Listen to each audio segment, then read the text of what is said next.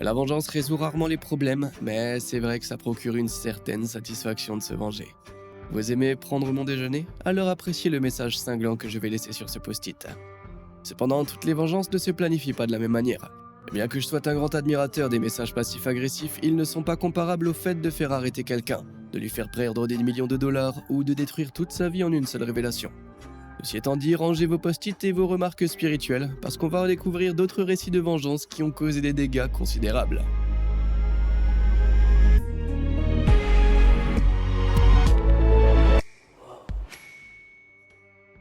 Panne majeure. Les mécaniciens automobiles n'ont pas la vie facile. Lorsqu'ils ne sont pas occupés à essayer de comprendre comment vous avez versé du liquide lave-glace dans votre réservoir d'huile pour la 48e fois, je suis désolé Bob, ils doivent faire face à des clients déplorables, comme le père de cet utilisateur de Reddit. Au début des années 2000, ce mécanicien tenait son propre garage indépendant.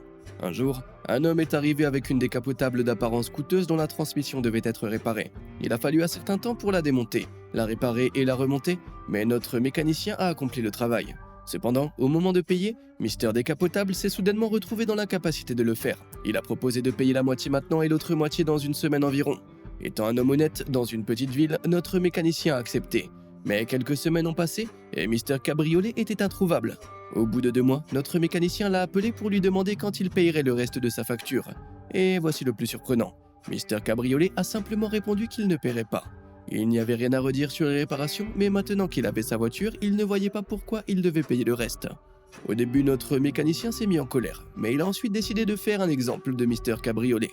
Il a appelé une société de remorquage locale, leur a expliqué la situation et leur a indiqué qu'en vertu de la loi de l'État, il disposait d'un privilège de mécanicien sur le véhicule, c'est-à-dire le droit légal de vendre le véhicule pour compenser la dette impayée. Les règles en la matière varient d'un État à l'autre aux États-Unis, mais notre mécanicien a réussi à convaincre la société de remorquage de venir chercher la décapotable et de l'emmener. Dans son atelier? Non, au centre de recyclage local. La voiture a été broyée et mise à la ferraille et les restes ont été vendus au centre, ce qui a permis à notre mécanicien de récupérer son argent avant que Mister Décapotable n'en ait pu faire quoi que ce soit. Évidemment, il était furieux et s'est présenté au garage avec la police de l'État le lendemain. Cependant, après que notre mécanicien lui ait expliqué les circonstances du privilège, les policiers ont déclaré qu'il s'agissait d'une affaire civile et non pénale.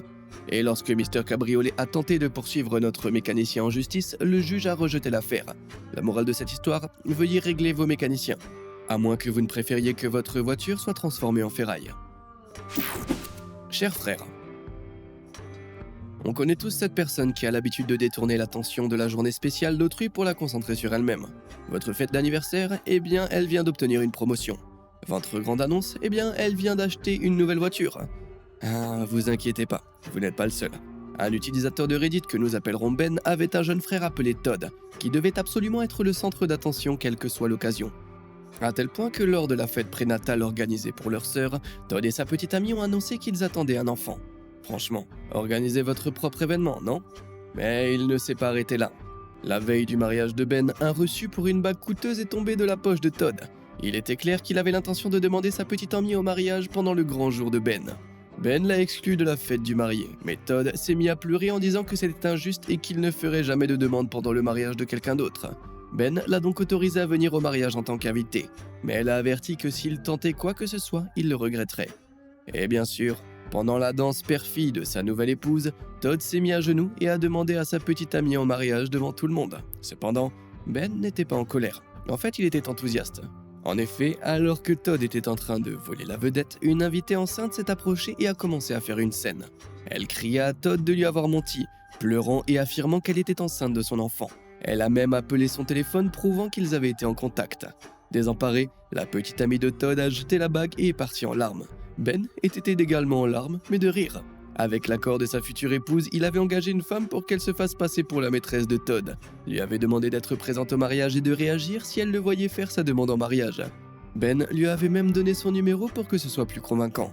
Et c'était tellement convaincant que la petite amie de Todd l'a quitté. Eh bien, on ne peut qu'espérer qu'après tout cela, Todd ait compris qu'il n'est pas en fait le personnage principal de sa vie. Un plat qui se mange froid. Vous avez déjà été trompé? Rien ne fait plus mal que cela. Mais des histoires comme celle de l'utilisateur de Reddit, Kermit the Frog, sont un remède pour tous ceux qui ont déjà eu le cœur brisé. Kermit était marié à Sue, son amour de lycée depuis 23 ans. Avec 2 enfants adultes, une belle maison, des voitures et des vacances de rêve, il vivait le rêve américain. Mais pendant que Kermit se remettait d'une opération du genou, Sue a commencé à agir différemment. Elle a commencé à travailler tard, n'était plus aussi affectueuse et a modifié les mots de passe de tous ses appareils. Au début, Kermit ne se doutait de rien, mais en parcourant les réseaux sociaux, il a vu une photo de Sue avec un collègue masculin avec lequel elle semblait proche. Très proche. Ce qui était étrange, c'est que, bien qu'il ne l'ait jamais rencontré, celui-ci avait bloqué Kermit. Il a alors commencé à avoir des soupçons. Grâce à son forfait familial, il a téléchargé une application qui affichait tous les SMS envoyés et reçus sur tous les appareils connectés, dont le téléphone de Sue. C'est alors que son cœur s'est serré. Sue envoyait des messages d'amour et beaucoup de photos compromettantes à cet homme. Pendant 3 jours, Kermit a analysé ces informations. Mais le 4e jour, il a commencé à élaborer sa stratégie de sortie et sa vengeance. Maintenant remis de son opération, il a commencé à se comporter comme Sue. Il passait de longues heures au travail, était froid et distant, changeait les mots de passe de ses appareils. Sue n'a pas tardé à remarquer tous les signes révélateurs d'une infidélité de la part de son partenaire. Finalement, elle a eu l'audace de le confronter, l'accusant de la tromper. Il lui a ri au nez pendant 2 bonnes minutes, car malgré ses actions, elle ne pouvait rien prouver. Et Kermit bluffait. Il agissait ainsi uniquement pour la rendre paranoïaque. Pendant ce temps, il rassemblait des preuves, s'assurait d'être financièrement indépendant d'elle, déménageait discrètement ses affaires de leur maison et cherchait un nouvel appartement. Tout cela à l'insu de Sue. Pendant 5 longs mois, il s'est montré distant et froid, mais Sue a commencé à craquer. Dans ses SMS à son amant, Kermit pouvait voir qu'elle commençait à avoir des doutes, affirmant qu'elle aimait toujours Kermit et que son aventure devait être une sorte de karma pour ses propres actions. Oh, et elle n'en avait aucune idée. Finalement, elle a quitté son amant, lui expliquant par SMS qu'elle voulait reconquérir Kermit. Mais Kermit s'en moquait éperdument. Son plan était presque achevé. Début décembre, il a informé ses 2 enfants de ce que leur mère avait fait et de ce qu'il comptait faire, mais elle leur a demandé de ne rien dire. Bien que bouleversés, ils ont tous 2 soutenu leur père, et Kermit a donc mis en œuvre son plan.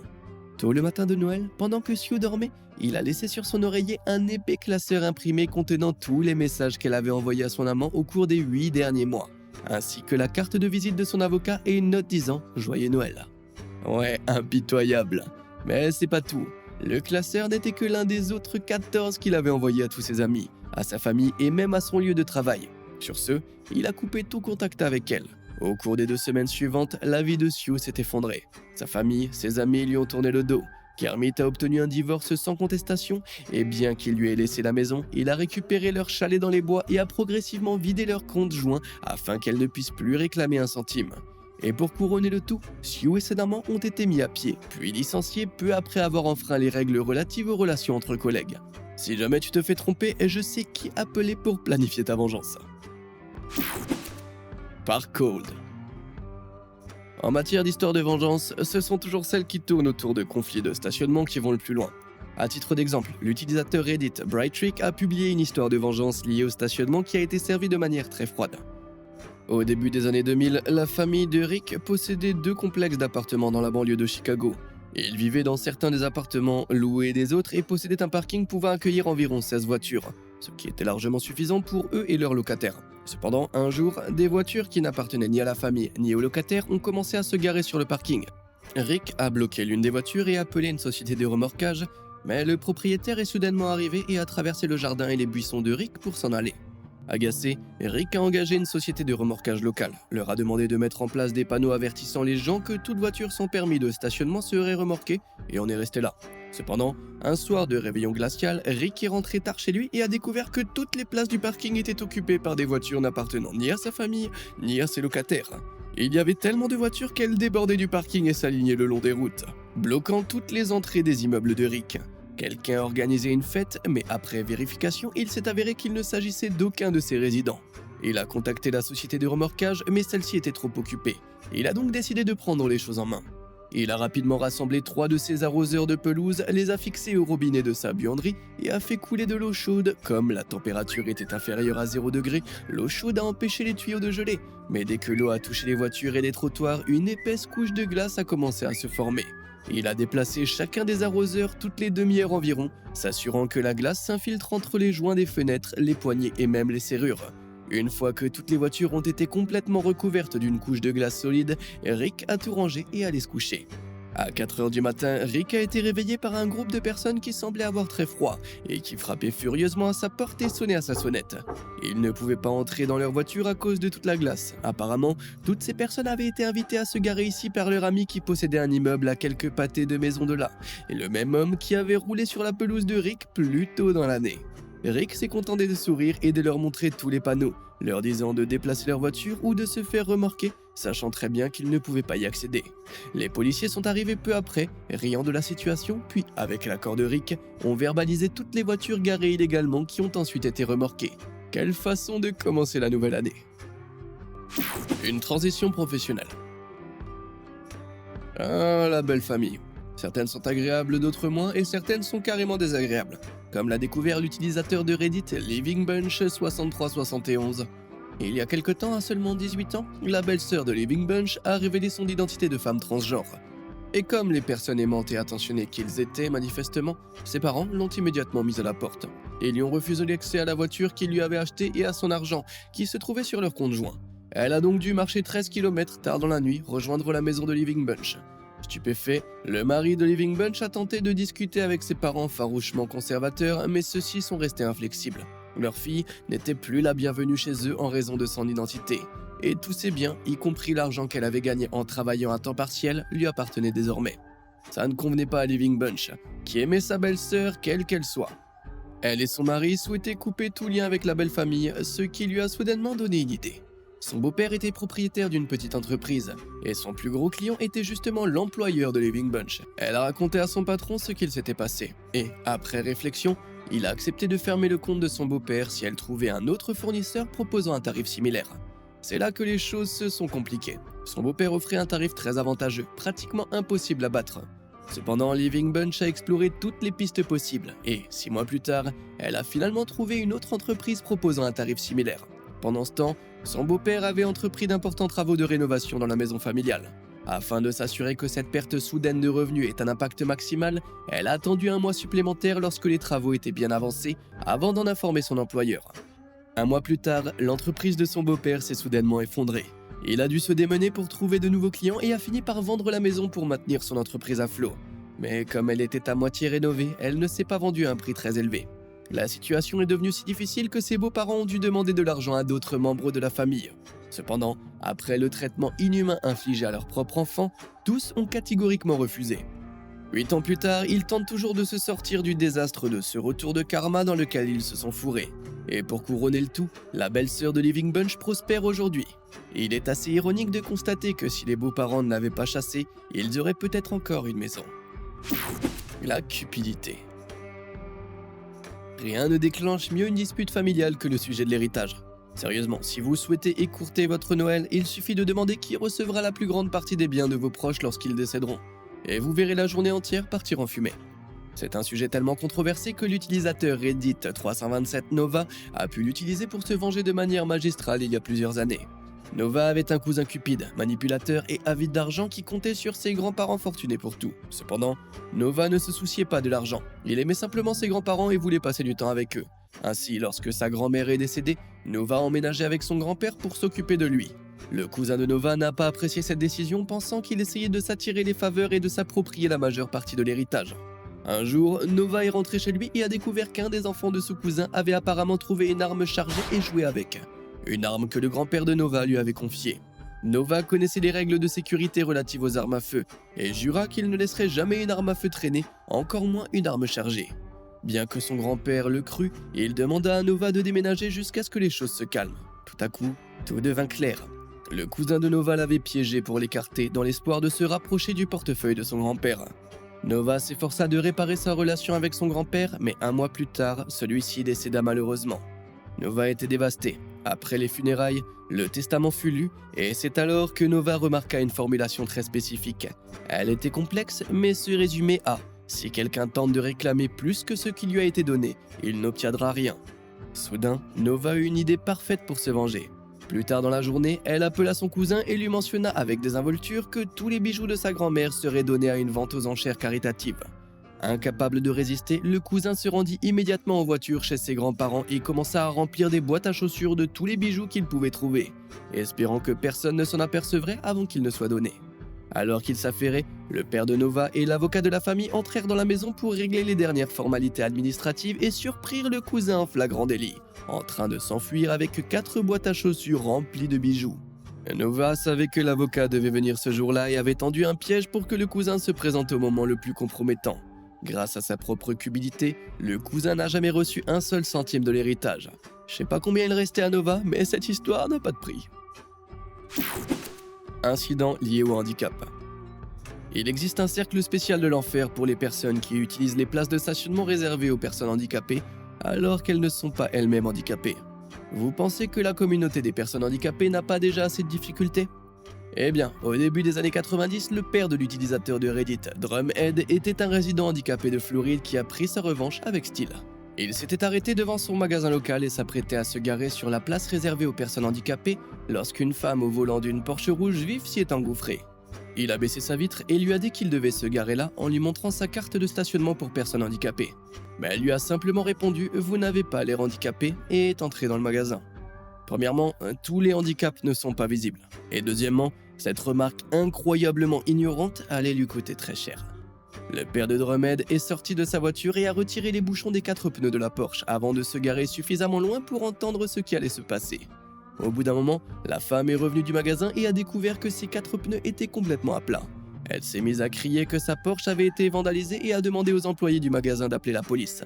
Cependant, lorsque la police est arrivée, elle lui a immédiatement remis une contravention de 250 $ pour s'être garée sur une place réservée aux personnes handicapées sans avoir de macarons et lui a conseillé d'appeler une société de remorquage.